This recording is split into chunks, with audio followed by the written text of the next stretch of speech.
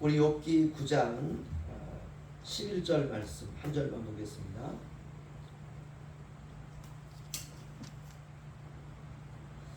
욥기 9장 11절입니다. 우리 한 목소리 함께 읽죠. 시작. 그가 내 앞으로 지나시나 내가 보지 못하며 그가 내 앞에서 움직이시나 내가 깨닫지 못하느니라. 아멘. 욥이 그 8장에 수아 사람 빌닷의 말을 듣고 욥이 답한 내용이 9장과 10장입니다. 핵심은 그 유한한 인간과 무한하신 하나님의 차이를 욥이 이렇게 이야기하고 있습니다. 친구들이 욥의 고난받은 욥의 말을 듣고 친구들이 생각한 건 이겁니다. 아니 저렇게 저주를 받았는데도 자기는 의롭다고 주장하는 욥을 향해서 일침을 가하는 거죠.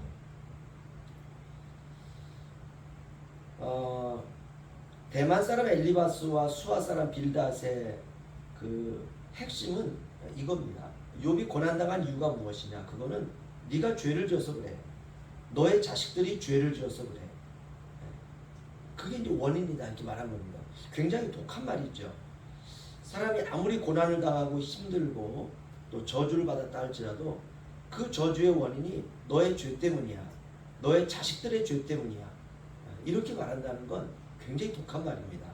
그래서 욥은 이렇게 계속 대화를 하면 안 되겠다라고 생각해서 이제 대화를 그 정죄에 관한 부분으로 대화를 이어가지 않습니다. 그러면 자꾸 싸움만 날 것 같아서.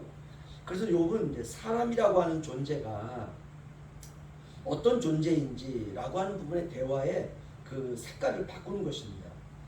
상대방이 내 말을 들어주지 않으면 계속해서 내 말을 합리화하려고 주장하는 것이 인간의 본성이지 않습니까? 그래서 친구들도 그랬고 욥도 그랬습니다. 그래서 욥이 말의 방향을 바꾸어 버립니다. 그 방향이 뭐냐면 인간이 얼마나 무익하고 하나님은 얼마나 위대한지. 그래서 무익한 인간은 무한하신 하나님의 그 처분만 바랄 뿐이다. 그래서 하나님과 인간의 차이가 무엇인가 그거를 욥이 지금 이렇게 피력하고 있습니다. 11절 제가 한번 읽어드리면요. 그가 내 앞으로 지나시나 내가 보지 못하며 그가 내 앞에서 움직이시나 내가 깨닫지 못하느니라. 아멘. 굉장히 놀라운 고백입니다. 하나님이 내 앞으로 지나가시고 하나님이 내 앞에서 움직이시지만 나는 그분을 볼 수 없고 깨달을 수 없다라는 의미입니다. 하나님은 분명 내 곁에 계세요. 그런데 나를 초월하여 존재하시는 분이시다라는 뜻이죠. 하나님의 임재가 시공간을 초월하지만 우리의 감각이 그것을 따라갈 수가 없다는 것입니다. 맞는 말이죠. 우리는 인간은 보고 듣고 만져지고 호흡하고 냄새 맡는 것 이 정도 알 수 있습니다. 보지 못하면 알 수 없고요. 듣지 못하면 들을 수가 없습니다.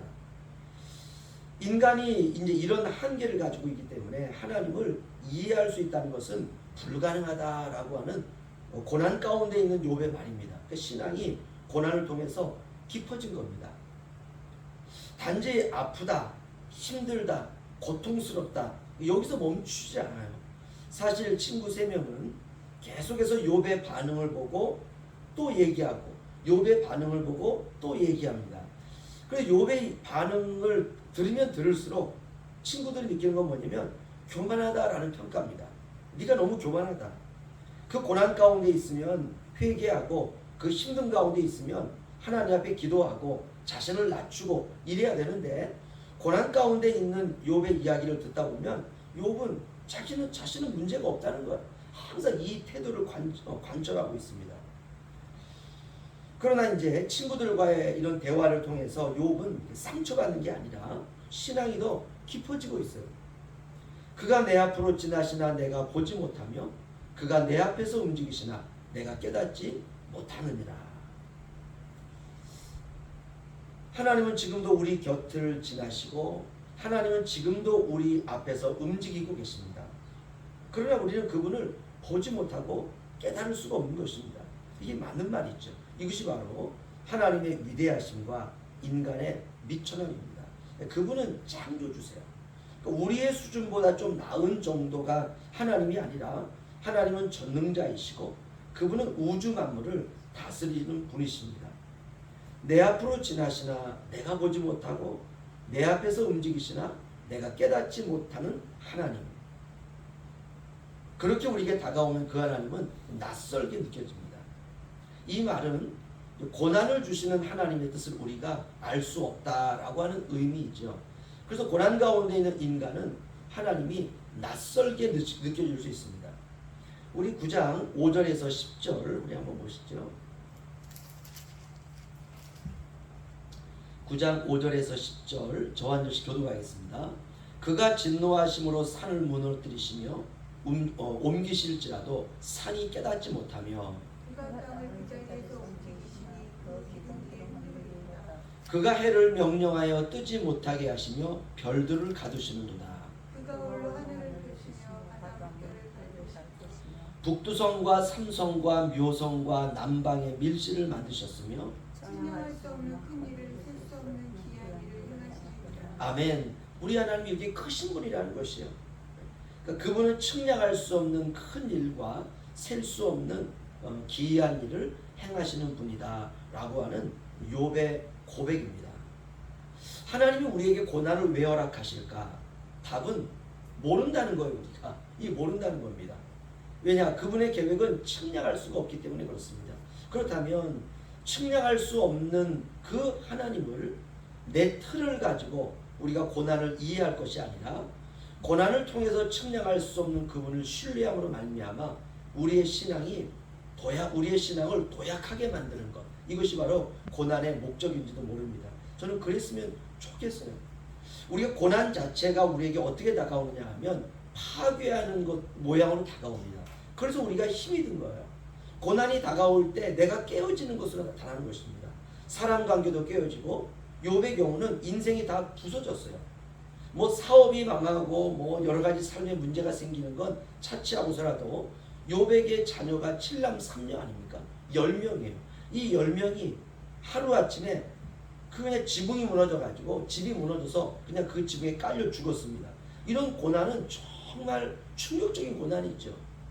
그런데 이런 고난이라 할지라도 이런 고난을 잘 통과하면 나를 둘러싸고 있던 거추장스러운 것들이 다 벗겨진다는 것이에요. 그래서 욥이 어떻게 고백하느냐? 19장 25절 27절 제가 읽어드리겠습니다. 내가 알기에는 나의 대속자가 살아계시니 마침내 그가 땅 위에 서실 것이라. 내 가죽이 벗김을 당한 뒤에도 내가 육체 밖에서 하나님을 보리라. 내가 그를 보리니 내 눈으로 그를 보기에 낯선 사람처럼 하지 않을 것이다. 내 마음이 초조하구나. 아멘. 욥이 고난이 깊어지고 더 강렬하게 깊어질수록 이렇게 고백이 달라집니다. 내가 육체 밖에서 하나님을 보리라. 욥의 눈꺼풀이 고난을 통해서 벗겨지는 것이에요. 우리는 인생을 살면서 아프면 아픈 거에 집중해요. 힘들면 힘든 거에 집중해요. 그러다 보니까 아픈 것을 벗어나지 못하고 힘든 것을 벗어나지 못합니다. 그런데 우리가 욥기를 통해서 고난을 통해서 우리가 더 깊어져야 된다는 것이에요. 더 깊어지고 더 섬세해지고. 그래서 욥이 내가 육체 밖에서 하나님을 보리라. 놀라운 고백입니다. 눈꺼풀이 벗겨지는 것이에요. 자꾸 나에게 온 고난을 집중하기보다는 고난을 통해서 초월의 영역까지 들어가는 것입니다. 욥의 고난은 사탄의 말로부터 시작됐습니다. 사탄이 하나님의 어전에 와서 이렇게 말하지 않습니까? 욥이 까닭 없이 하나님을 신뢰하겠습니까? 하나님이 복을 욥의 울타리처럼 두르신 것 때문에 욥이 저렇게 하나님을 신뢰하는 것처럼 보이는 것입니다. 그런데 하나님 그 까닭 없는 그것을 거두어 가시면, 그 복을 거두어 가시면 욥이 당장 하나님을 향해서 온전한 신앙을 포기할 것입니다. 이렇게 까닭 없이 하나님을 신뢰하겠습니까? 라고 하는 것이 고난의 시작이었습니다. 하나님이 고난을 허락하시고 욥이 모든 사업과 모든 가정이 다 무너지고 자녀들도 다 죽는 고난의 한복판에서 놀라운 것은 이 고난을 통해 욥이 까닭 없는 믿음의 세계로 들어갔다는 것이에요. 이게 놀라운 것입니다. 까닭 없이 저 사람이 하나님을 믿겠습니까? 라고 하는 이 사탄의 송사에 대하여 욥은 까닭 없는 믿음의 초월의 세계로 들어가게 되었다는 것입니다. 하나님이 이거 보고 싶은 것이에요. 까닭 없는 믿음. 욥이 까닭 없이 하나님을 신뢰하겠습니까? 그런데 욥이 고난을 통해서 까닭 없는 믿음의 모습을 하나님께 보인 것입니다. 하나님이 보고 싶으셨던 바로 신앙의 열매죠. 저도 그렇고 오늘 이 자리에 나온 모든 성도님들도 그렇고 때때로 우리가 알 수 없는 고난이 다가올 때가 있습니다. 그럴 때 까닭 없는 그 믿음, 이유 없는 그 믿음, 이것이 하나님께서 우리에게 보고 싶어 하시는 신앙의 열매입니다. 그 믿음으로 저와 여러분이 다 도약하시기를 주의 이름으로 축원합니다. 기도하겠습니다.